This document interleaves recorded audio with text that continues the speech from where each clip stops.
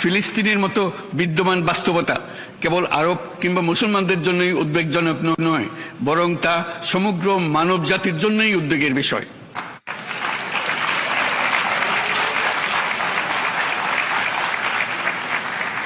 একজন মানুষ হিসেবে প্রত্যেক ফিলিস্তিনির জীবন অমূল্য।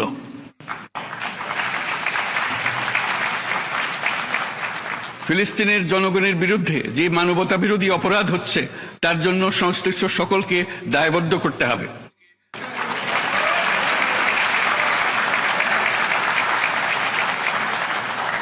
ফিলিস্তিনের জনগণের উপর চলমান নৃশংসতা, বিশেষত নারী এবং শিশুদের সাথে প্রতিনিয়ত যে নিষ্ঠুরতা বিশ্ব দেখাচ্ছে, তা থেকে নিস্তারের জন্য বাংলাদেশ অনতিবিলম্বে সম্পূর্ণ যুদ্ধবিরতির আহ্বান জানাচ্ছে।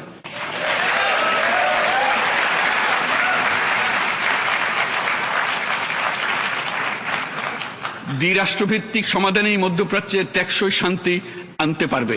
তাই জাতিসংঘ সহ আন্তর্জাতিক সম্প্রদায়ের সকলকে এর বাস্তবায়নের জন্য এখনই উদ্যোগ নিতে আহ্বান জানাচ্ছি।